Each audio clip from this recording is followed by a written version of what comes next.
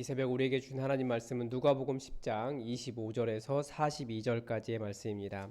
누가복음 10장 25절에서 42절까지의 말씀입니다. 하나님의 말씀을 다 함께 받들어 읽겠습니다. 어떤 율법 교사가 일어나 예수를 시험하여 이르되 선생님, 내가 무엇을 하여야 영생을 얻으리이까? 예수께서 이르시되 율법에 무엇이라 기록되었으며 내가 어떻게 읽느냐? 대답하여 이르되 내 마음을 다하며 목숨을 다하며 힘을 다하며 뜻을 다하여 주 너의 하나님을 사랑하고 또한 내 이웃을 내 자신같이 사랑하라 하였나이다.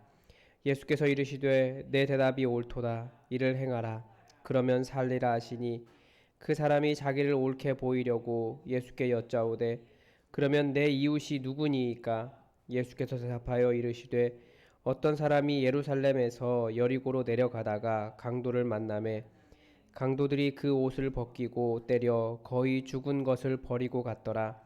마침 한 제사장이 그 길로 내려가다가 그를 보고 피하여 지나가고 또 이와 같이 한 레위인도 그곳에 이르러 그를 보고 피하여 지나가되 어떤 사마리아 사람은 여행하는 중 거기 이르러 그를 보고 불쌍히 여겨 가까이 가서 기름과 포도주를 그 상처에 붓고 싸매고 자기 짐승에 태워 주막으로 데리고 가서 돌보아 주니라.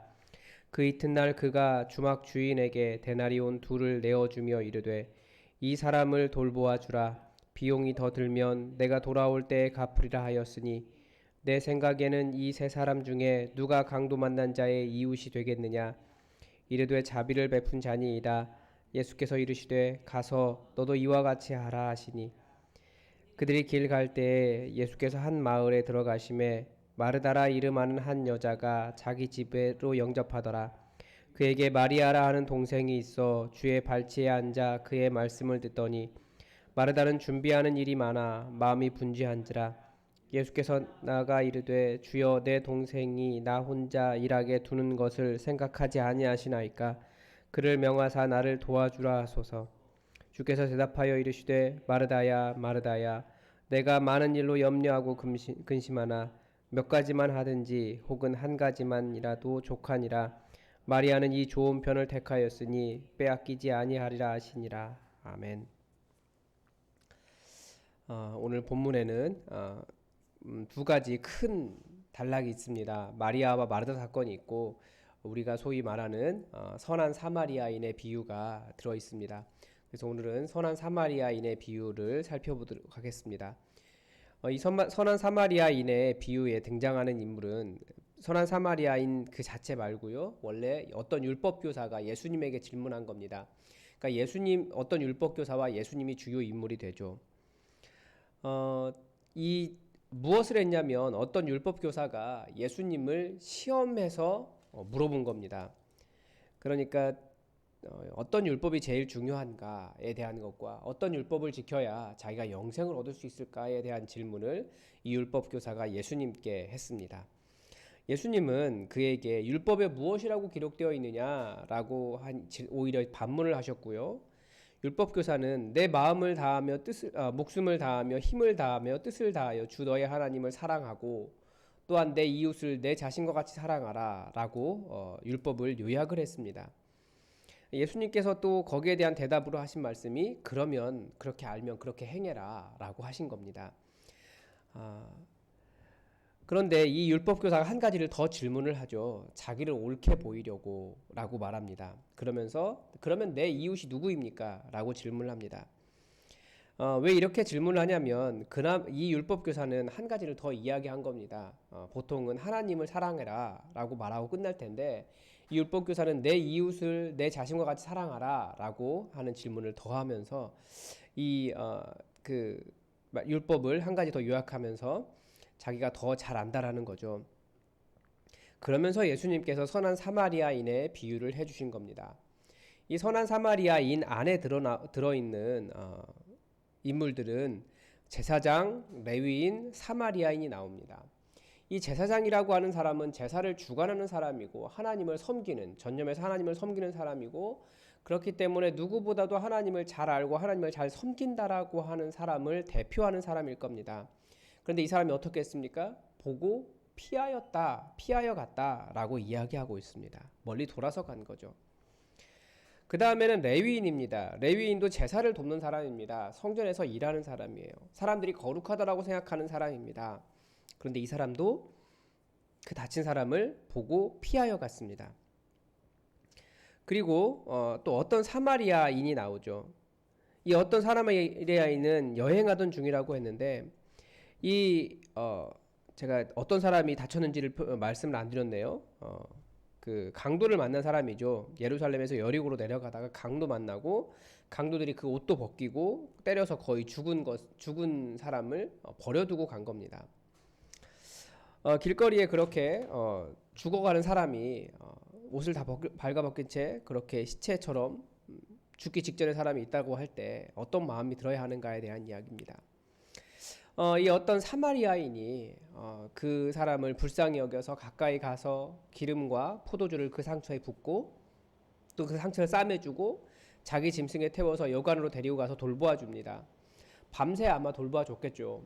그리고 다음날 아침에 출발하면서 데나리온 2를 여관 주인에게 주면서 이 사람 잘 돌봐주라고, 비용이 더 들면 내가 돌아와서 갚겠다고 이야기했습니다. 예수님의 질문이 그거예요. 예수님의 질문이 어디 나옵니까? 36절에 나옵니다. 내 생각에는 이 세 사람 중에 누가 강도 만난 자의 이웃이 되겠느냐라는 겁니다. 그러니까 예수님의 질문은 누가 우리의 이웃이냐가 아니라 누가 강도 만난 자의 이웃이 될 수 있느냐라는 겁니다. 율법교사가 자비를 베푼 사람이라고 이야기합니다. 그래서 예수님이 다시 한번 너도 그러면 이와 같이 해라 라고 말씀하십니다. 그래서 강조점이 있다면 이웃은 정해진 대상, 우리가 사랑할 수 있을 만한 대상이 아니라 우리가 이웃이 되어주는 겁니다. 내가 선한 이웃이 되기를 원한다면, 선한 이웃을 만나기를 원한다면 내가 그런 선한 이웃이 되어주어야 된다라는 겁니다. 그래서 본문의 핵심 주제는 내 자신과 같이 사랑해야 하는 이웃을 만들어 가야 된다. 자기가 이웃이 되어 주어야 되는 거지 이웃이 정해진 것이 아니다라고 하는 것으로 저는 본문의 주제를 요약을 했습니다. 그래서 연구와 묵상에서는 저는 이 율법교사가 자기의 이웃을 누구라고 생각했기에 이렇게 옳게 보이려고 했을까라는 겁니다. 그래서 아까 잠깐 말씀드렸지만 율법에는 보통 하나님만을 사랑해라 라고 되어 있어 사람들이 거기까지만 생각을 했습니다. 쉐마에 나오는 거죠. 그런데 레위기 19장에 거룩에 대한 것을 더하면서 이 율법교사가 자기가 이웃에 대한 사랑도 하나님께서 말씀하고 계신다라고 해서 나름 자기를 옳게 보이려고 했던 것 같습니다. 그러나 이 율법교사가 생각했던 이웃의 대상을 자신의 기준에서 이웃이 될 수 있는 사람의 경계를 정하고 있다는 것을 예수님의 말씀을 통해서 또 알 수 있습니다. 보통 이 율법교사가 이웃이라고 생각하는 사람은 자기가 사랑할 수 있는 사람입니다. 그 사랑할 수 있는 사람이 어떤 사람인지가 정해져 있습니다. 제사장처럼 거룩하다고 하는 사람, 레위인처럼 하나님을 섬긴다고 하는 사람, 혹은 자기의 가족, 그런 사람들만 이웃의 범위 안에 두었던 것 같습니다. 그러니까 우리로 말하면 돈도 있고 또 교회에서 직분도 있고 아니면 깔끔하고 뭐 그런 사람들만 이웃이 되는 거죠. 그러나 예수님은 내가 이웃이 되어주는 것이지 받아들일 수 있는 사람, 사랑할 수 있는 사람만 사랑하는 것은 이웃이 되는 것이 아니다. 정말 영생을 얻기 위한 율법을 지킨다고 한다면 하나님도 사랑하고 또 이웃을 그렇게 내 몸처럼 사랑하는 것이 필요하다라는 말씀을 하신 겁니다. 그래서 저의 전체적인 느낌은 뭐냐면 누군가의 이웃이 된다는 것이 무엇일까를 다시 생각해 보았습니다. 그 전에 우리는 친구가 될 수 없다고 생각하는 사람이 여러분 중에 있을 겁니다. 저도 물론 있습니다. 혹은 내가 자비를 베풀어야 할 이유가 없는 사람, 그런 부류가 있을 것이라고 생각합니다. 그래서 우리는 정말 가까이 있는 사람보다는 조금 멀리 떨어져 있는, 한 발짝 떨어져 있는 사람을 더 사랑하게 됩니다. 그래서 보통 아파트의 앞집과 어떤 안 좋은 관계가 있는 사람도 있을 수 있고요.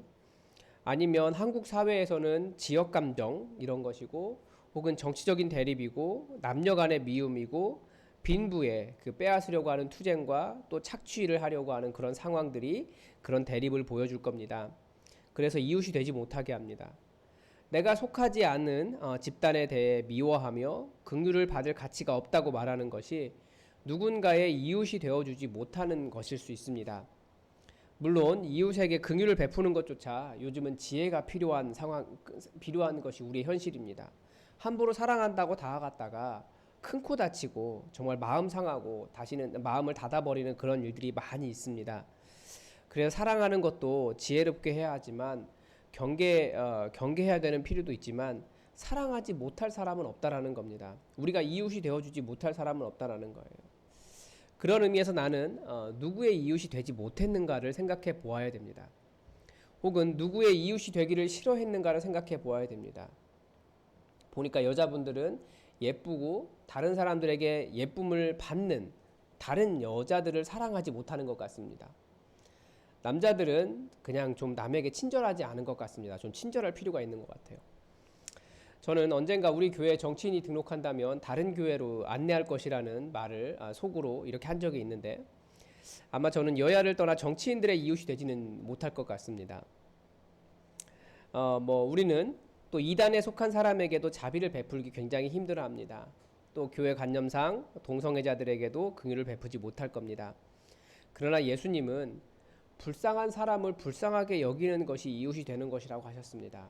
그래서 정말 사람이 곤란하고 어려울 때 그런 사람들을 외면하지 말고 그 사람들을 사랑하는 마음으로 그 사람들의 그 불쌍함을 위로하고 치료할 때 그리고 함께 해줄 때 우리가 그들의 이웃이 되어줄 수 있습니다. 그래서 적용은 저는 누구의 이웃이 되지 못했는가를 좀 생각해 보았습니다. 제 적용입니다. 최근에 지난주에 이제 그 교회가 코로나 바이러스를 또 이렇게 한번 대규모 확산을 일으키면서 큰 비난을 받고 있죠. 이제 그 목사님, 광주에 있는 그 교회 목사님을 뭐 개인적으로 아는 것은 아니지만 아주 친한 목사님의 장인 어른이세요. 그래서 이제 그 목사님에게 전화를 했죠. 괜찮냐고. 그랬더니 물론 이제 좋지는 않더라고요. 그래서 교회가 비난을 해도 그 목사님이 하시는 말씀이 자기 장인어른이 굉장히 순진하신 분이라는 거예요. 그래서 자꾸 이렇게 여러 사람들의 말을 너무나 잘 들어서 그렇게 된 것이다라고 그런 식으로 이야기를 하던데 교회가 비난을 해도 또 사회에서도 그분들을 비난과 죽일 대상으로 만들고 있고 코로나 확진까지 되어서 개인적으로는 굉장히 또 어려운 상황인 것 같습니다. 그래서 비록 사회적으로 어떤 그런 문제를 일으킬 수 있는 상황이라고 할지라도 그 목사님을 불쌍히 여겨서 중보를 해야겠다라고 하는 적용을 했습니다. 그래서 우리가 누구를 비난하기보다 먼저 그 불쌍한 상황을 이해하고 요즘은 코로나 마스크 쓰지 않으면 언제 어디서든지 누구든지 걸릴 수 있는 상황이지 않습니까? 그래서 우리가 좀 더 조심해야겠다라는 그런 사랑하지 못하는 마음으로 혹은 비난하진 않아야겠다라는 생각과 함께 더 사랑해야겠다라는 그래서 기도로 중보해 줘야겠다라는 생각을 했습니다. 그리고 또 정치적으로 반대인 사람의 이웃이 되어 주라고 여러분들에게 부탁을 드립니다. 한국 사회는 정치가 너무나 크게 나눠져 있습니다. 심지어 가족 안에도 정치적인 의견이 반대가 되면 서로 사랑하지 못하고 크게 대립을 합니다. 그런데 좀 명절이 좀 다가오고 있는데 이 시기에 정치적으로 반대인 사람의 이야기를 끝까지 한번 들어주는 그런 일을 한번 해봤으면 좋겠습니다. 왜냐하면 사랑하는 사람 아닙니까? 사랑하는 가족들 아닙니까? 그러니까 사랑하지 못할 사람이 없는데 우리가 사랑으로 한번 품었으면 좋겠습니다. 그리고 어떤 사람을 용납할 수 없습니까? 한번 다시 좀 질문하고 싶습니다. 나이가 들수록 그렇게 용납하지 못하고 품지 못하고 긍휼을 베푸지 못할 사람이 없다라는 생각을 점점 하게 됩니다. 그리고 점점 더 그런 지경이 넓어져 가고 있습니다. 그래서 시간이 지날수록 우리가 하루하루가 시간이 지날수록 나이가 들수록 더 큰 사랑으로 더 많은 사람을 품어내는 일들을 했으면 좋겠습니다. 그 김종민이라고 하는 그 연예인 있잖아요. 그분이 그런 이야기를 했더라고요. 자기가 너무나 젊은 시절에 김종민이 너무나 그 예능을 못하더라는 거예요. 그래서 오늘 하루를 더 열심히 최고의 연예인이 되도록 오늘 하루를 최선을 다해보자라고 했다는 겁니다. 그랬더니 자기가 지금 10몇 년째, 14년, 15년째 잘 하고 있다라는 거죠. 인정을 받게 됐더라는 겁니다. 그래서 아마 그런 방법이 필요한 것 같아요. 우리가 시간이 지날수록 오늘은 더 내가 용납하지 못한 사람, 사랑하지 못한 사람을 더 사랑하기 위해서 조금만 더 노력을 한번 해보시기 바랍니다. 그러면 더욱더 사랑하는 사람으로 영생을 얻을 수 있는 사람이 될 수 있을 겁니다. 우리 기도하겠습니다. 하나님, 우리는 우리가 사랑할 수 있는 사람을 사람의 경계를 정하고 그 사람만 사랑하는 습관이 있습니다. 우리가 눈에 보이지 않는 하나님을 사랑한다라고 열심히 사랑을 표현하지만 우리 하나님께서 원하신 것은 눈에 보이지 않는 하나님을 사랑하는 것은 이 땅에 보이는 사람을 사랑하는 것으로 증명된다라고 가르쳐 주셨는데, 하나님, 우리는 우리가 사랑할 수 있는 사람들의 경계를 정하며 우리가 사랑할 수 있는 사람들만 사랑하려고 합니다. 하나님, 이것을 뛰어넘어서 누가 우리의 이웃인가를 질문하기 전에 나는 누구의 이웃이 되어줄 수 있는가를 질문하며 정말 사랑할 수 없는 사람조차도 사랑하는 그런 열심이, 그런 사랑의 모습이, 그런 그리스도인의 모습이 우리에게 있게 하옵소서. 예수님께서 우리가 아직 죄인 되었을 때에 우리를 위하여 십자가를 지심으로 우리가 구원을 얻었는데, 하나님, 우리도 아직 죄인이라고 말하는 그 사람을 사랑하여 예수님처럼 십자가의 사랑을 보일 수 있도록, 그들의 이웃이 되어줄 수 있도록 우리와 함께하여 주옵소서. 우리의 생각을 변화시켜 주시고 오늘 하루가 내가 사랑하기 힘든 사람에게 한 걸음만 혹은 손을 한번 내미는 그런 시간이 될 수 있도록 우리를 인도하여 주옵소서. 주님의 은혜로 우리를 채우시며 깨닫게 하시며 성령으로 인도하시길 원하오며 예수님의 이름으로 기도드립니다. 아멘. 여러분, 오늘도 교회 공동의 기도 제목 가지고 함께 기도해 주시기 바랍니다. 또 여러분, 말씀을 준비하는 최철균 목사를 위해서 항상 중보해 주시기 바랍니다. 그리고 환우들을 위해서 기도해 주시고요. 우리 성도들의 삶을 위해서도 여러분 함께 기도해 주시기 바랍니다. 그리고 이 봄이 오는 것처럼 계절은 변하는데 우리의 상황은 변하지 않고 있습니다. 이 코로나 바이러스의 상황이 변할 수 있도록 여러분 함께 기도해 주십시오. 다 함께 기도하겠습니다.